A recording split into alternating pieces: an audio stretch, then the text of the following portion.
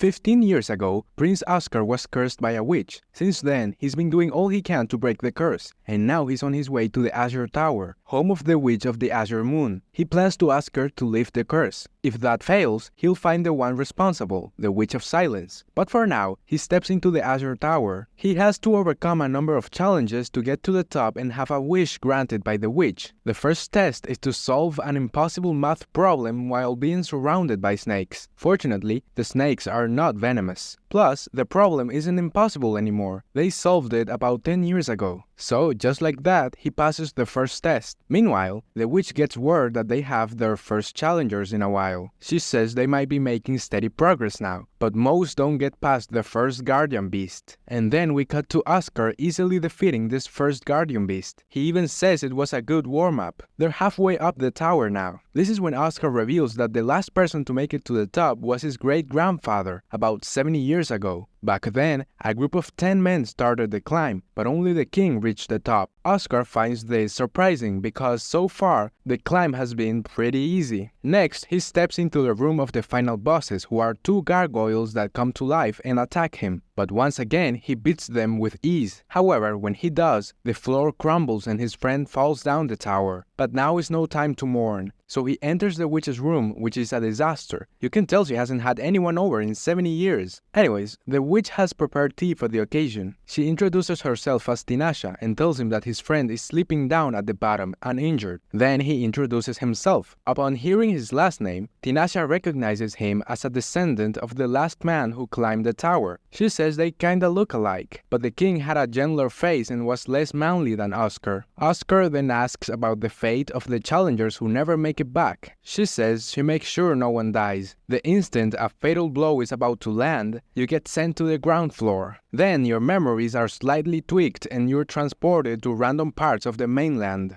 However, for challengers who come for a noble reason like healing their child's illness or something, she grants their wishes even if they fail. But enough chatter, it's time for him to state his wish. He shares how he and his father were cursed by the Witch of Silence to never again beget an heir. Their blood will eat away at any womb it touches. Their bloodline ends with them. Oscar never asked his father about why they were cursed, but it seems to be connected to his mom, who died immediately before. The witch explains to him that there's no surefire way to remove a curse. This is because curses don't adhere to the usual rules of magic. When you create a curse, you infuse arbitrary words with a meaning you assign, along with magical power. So it varies depending on who casts it. Sometimes, if the method to break the curse isn't specified when it's cast, not even the caster can undo it. What's more, he hasn't been struck with a curse, but a variant of what you might call a blessing. These are cast in the same way as curses, but are stronger. His blessing tries to protect any unborn child with an extremely powerful force, making it impossible for a normal mother to bear. This blessing is incredibly well crafted, so Tinashe can't undo it. However, she will help him find a woman who can withstand the child's protective power. But my boy Oscar has a better idea. He starts spitting game to Tinashe, asking if she can withstand that power. When she says she can, he says that his wish is that she leaves the tower and becomes his wife. But she refuses, saying that if she granted wishes like that, she'd be his grandma by now. Regardless, Oscar asserts that even if his great-grandfather gave up, he's his own man. It's got nothing to do with him, but she still doesn't accept. That's when Oscar remembers that she lived in the castle for 6 months 70 years ago, teaching magic. So he now asks her to leave the tower and live with him for 1 year. She has no objections this time and accepts his offer. He probably intends to use that year to raise her up. Actually, he starts hitting on her right from the journey home. Once inside the castle, she uses magic on him to negate all physical and magical harm. Given their agreement, it's the least she could do. However, he remains open to harm from poison and mental attacks. We find out that she's posing as an apprentice mage within the castle. She chats with some folks in the palace, asking if Oscar is the only remaining royal who can provide an heir, given Oscar's apparent desperation to find an heir. They tell her that about 15 years ago, there were cases of babies disappearing around the kingdom. It was then that all of Oscar's cousins went missing, so there are no royals left who are younger than him. A bit later, she watches a sparring match between two soldiers. That piques her interest and she decides to have a go at it after so long. She fights against the strongest general in the kingdom and she wins. Right after, her assistant comes to share some news. And next thing we know, she's all geared up for battle. She lets Oscar know that she'll be away for 3 days. He asks her to at least tell him where she's headed. She replies she's going to a magical lake. There are significant bursts of high magical power going on there. She's going to find out who's behind it and what they're plotting. After a lengthy discussion, he persuades her to let him accompany her along with some competent soldiers. On their way to the lake, Tinasha begins explaining the lore. 70 years ago, a nearby nation attacked their kingdom. As their kingdom repelled their invaders, the enemy unleashed their giant magic weapon, a demonic beast. The beast laid waste to foes, allies, and the land itself. In the end, she managed to seal the beast away. At that moment, a mage from that enemy nation shows up in front of them. He recognizes Tinasha from the war 7 decades ago and refers to her as the Witch of the Azure Moon, stirring up a fuss among her companions. She threatens to kill him, so he retreats from there, but not before attacking the soldiers. He manages to wound some of them, and we witness Oscar's spell at work, as he remains unscathed despite being hit.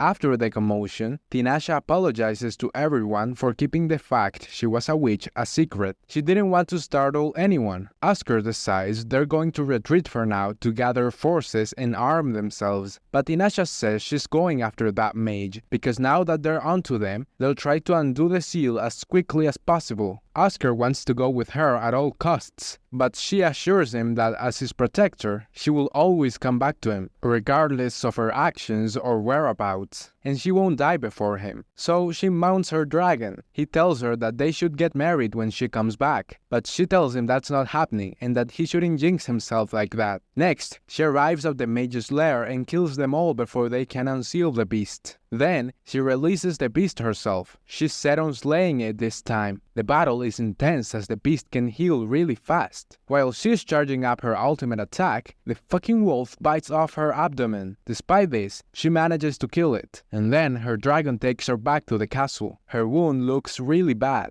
but in time she patches herself up. She even has the energy to throw a pillow at Oscar when he walks in on her naked. Once she's decently dressed, Oscar thanks her for saving the kingdom from that beast, and she says it's the least she could do, being a witch and all. Following this, Oscar introduces Tinasha to his father, the king. She mentions that she's in the process of lifting Oscar's curse, which she admits will take a while. Oscar says that if she fails, she'll have to bear the consequences. You know what that means. Then our attention is drawn to 3 people at the location where Tinasha fought the magical creature. They say Tinasha is the strongest of the witches. These 2 claim their role is to ensure certain events unfold as they should, but the third man isn't buying it. He's plotting to kill them both. The girl manages to escape, but the guy dies. After that, Oscar sets off to investigate a forest where the remains of 9 villagers have been found. In the end, it was actually some plants that were responsible for the deaths. However, the important part here is that they encounter another witch. Her name is Lucrezia. She's the witch of the Forbidden Forest. She takes them to her home and asks Oscar about Tinasha. She realized he had some connection with her due to the protective shield she placed on him. Oscar's assistant spills the beans about Oscar's contract with Tinasha, which amuses Lucrezia. She says it won't be easy to marry her. Tinasha has been a spirit sorcerer for quite some time. Given that spirit sorcerers need to maintain their purity, if they mingle souls while having sex with someone, the magical power needed to perform their magic skyrockets. Nonetheless, with Tinasha's immense power, it hardly makes a difference. Then she says she can help Oscar achieve his goal, so she casts some magic on him without his permission. That upsets him and he storms off. Now, Tinasha notices something's off with Oscar. One morning, she asks him if he's been getting enough rest, and he replies he is. Not convinced, she decides to ask his aides instead, but they also say he's sleeping normally. So now she proceeds to ask about any recent lovers in his life. She's curious about this because she's noticed his life energy has been unstable recently. He also seems to be carrying a persistent scent of perfume. Oscar's assistants are taken aback. They never imagined someone would have the guts to date him. However, they say they haven't detected any unusual fragrance on him.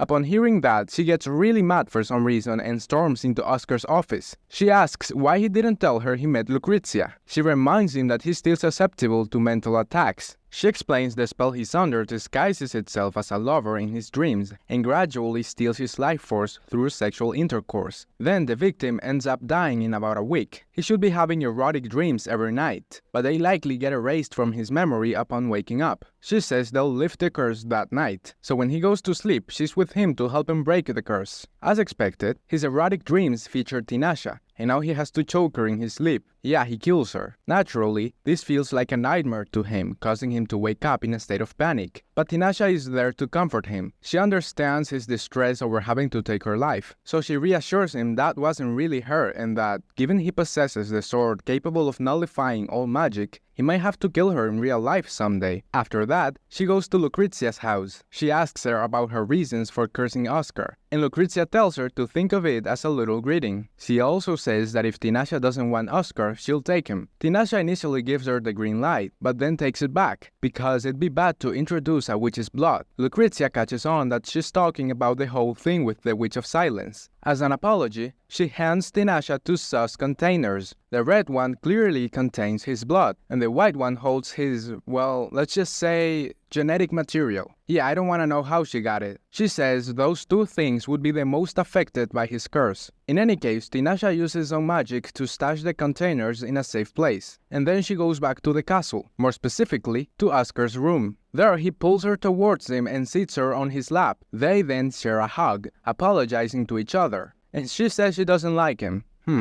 Okay.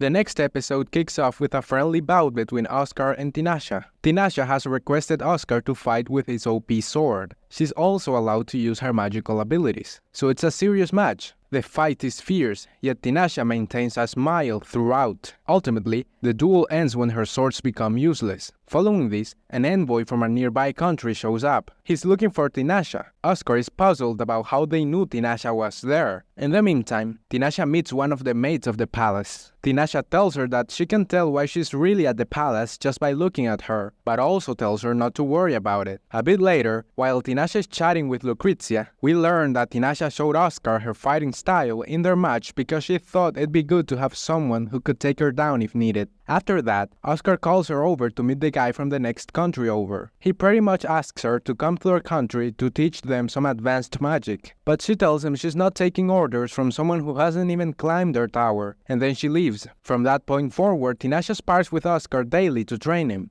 She explains she's doing that because she wants him to have plenty of choices in life. She doesn't want him to regret that his lack of power has shut a door for him. One day, after their practice, he sneaks up on her from behind while she's busy with something. She barely reacts, so he tells her she should get more upset when someone lays a hand on her, but she replies that she's gotten used to it from him by now. Afterwards, she keeps on showing him how to get the most out of his magic-canceling sword. She's got plans for him to take on humans next, and right on cue, some humans show up at the tower. She gets straight to the point, telling the humans that if they wanna have their wish granted, they gotta beat Oscar. She promises to keep everyone safe, so she encourages Oscar to give it his all, and sure enough, he beats them without breaking a sweat. Tinasha says he did better than she expected, so she figures they can call it quits on the training after that day. Next, we find out that in the country that envoy is from, there's a gathering of 200 mages. Given that a typical country has about 30 mages, they're worried that this could be a sign they're planning to start a war. Sometime later, while they're having tea, Oscar asks Tinasha to marry him again, and once again she turns him down. This dude asks her what bugs her about Oscar, but she's at a loss for words. In fact, she asks Oscar what it was, but he tells her not to ask him. In any case, she mentions they still got over half a year left on their agreement. She's confident things will work out. Following that, we see that the blonde maid we met earlier is about to kill the envoy. She says that his lord killed someone dear to her right in front of her. That sin will not wash away. Then she conjures up some sort of magical wolf to devour him.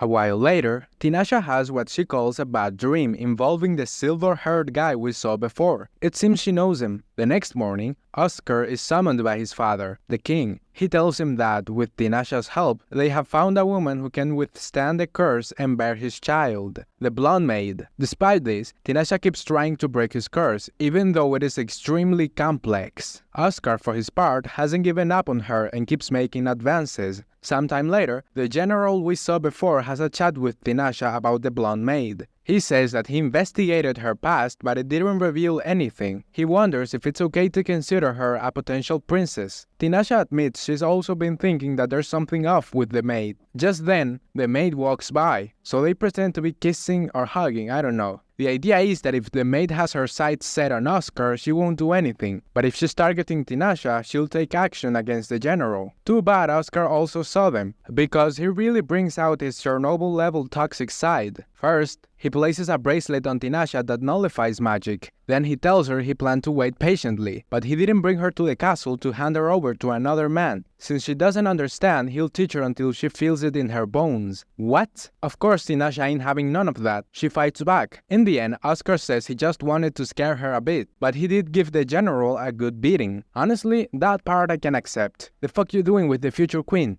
Oscar's had it. He goes up to his dad and declares in front of everyone that he's developed feelings for Tinasha. Therefore, it's not appreciated when other women are flaunted before him. She's the only one for him. He also informs the maid that she'll be temporarily relieved of her duties while they investigate her past. That's when she decides to reveal herself. She attacks Tinasha and momentarily blinds her in one eye. She's the girl we saw before, the one who managed to flee when her partner was killed. She's revived the magical beast that Tinasha defeated using its core, and now she's prepared to fight both of them. The fight is intense, and since Tinasha isn't at her best due to her eye injury, she'll stand back like a typical mage, while Oscar will lead the charge. He has the upper hand in that he can nullify any potent spell the maid throws at him with his sword. He kills the beast and Tinasha defeats the maid only to let her escape. They want to see where she goes to find out what she's after, and they apprehend her before she can actually seize it. The maiden laments not having more power and takes her own life. Oscar mentions the orb she was trying to steal was something his mother had brought, so he's unsure of its purpose. Tinasha is equally clueless. Following these events, naturally, Oscar proposes to Tinasha once more. However, she insists she'll never get married, so he should give up, to which he says he can wait, so it's fine. Yet, in her deepest thoughts, Tinasha expresses her desire to prevent the darkness of her past from reaching him. She yearns for the day when she can finally let go of his hand. This next episode felt like one of those turning point episodes from Mushoku Tensei. It was wild, so buckle up. First, we see how Tinasha is finally able to break Oscar's curse. She did it by placing another curse over it, so they offset each other. After Oscar expresses his gratitude, she hands over her dragon to him for his protection. It seems she's in a happy mood because she even lets him kiss her. Later on, she removes the protective barrier she had placed on him. She also says things that sound like a farewell. And right after that, the silver-haired guy appears in the room. His name is Lanak. He says he's come for her. She seems happy and hugs him. She had been searching for him. He reveals he's the founder of the Mage Nation we heard about before. His plan is for her to become queen there. Then he tries to kill Oscar because of his sword, but she convinces him not to. She then tells Oscar she already broke his curse, so their agreement ends that night. At that, Oscar reaches for his sword, but she says that to harm Lanak, he must face her first. Oscar is confident he could kill her if he wanted, but he doesn't want to, so they just leave. After that, he goes to see Lucrezia and asks her what relationship Tinasha and Lanak have. Lucrezia says Tinasha's been looking for him ever since she became a witch, so she's happy for her. She then asks if Oscar's jealous, saying that even then he has no right to meddle, but he declares he'll kill Lanak and bring Tinasha back. Naturally, if she continues to choose another man, he will respect her decision. Hearing that, Lucrezia starts to share what she knows about Tinasha. She's royalty from a kingdom that was destroyed 400 years ago. In that nation, the rulers were decided by power. As a baby, she was separated from her parents to be raised in the palace. A single candidate for both king and queen is picked, leading to their engagement. The boy chosen was Lanak, but he was far less powerful than she was. Eventually, two factions emerged, each backing one of them. Lanak's faction devised a plan to prevent Tinasha's succession and simultaneously increase Lanak's power. It happened when she was 13. They used magic to impair her mental abilities and transported her to some altar. Lanak repeatedly stabbed her while mages kept healing her to prevent her death. He then extracted her magical power to claim it as his own, but he couldn't control it, so he fled. As for the nation, it was decimated, Meliodas style. In the end, she was able to reclaim the power, which healed her injuries but didn't alleviate the pain. So she lay there for 3 days in excruciating pain. After everything had come to pass, Tinaja had become a witch. Ever since, she's been searching for Lanak, though Lucrezia never asked why. Oscar then asks how Tinaja feels about him, and Lucrezia says that if Tinaja hadn't temporarily sealed his barrier, Lanak wouldn't have let him go. She also left her dragon with him. The answer is right there. Oscar reaches the same conclusion as before. He will kill Lanak and bring Tinaja back. After we learn that Lanak's kingdom has called for the 4 great nations, including Oscar's, to capitulate. 5 major cities in one of these nations have already been ravaged, with thousands of fatalities. The cities were left intact, with all the citizens vanishing. The one responsible seems to be Tinaja. Oscar declares he'll go to Lanak's kingdom as an enemy. Tinaja, however, is a separate matter. His father then announces that he'll assume the role of the new king. It's high time he stepped down. Oscar says he'll gladly accede to the throne. And that's where the episode wraps up. Thanks for watching this video. Hit subscribe so you won't miss out on the next part. See ya!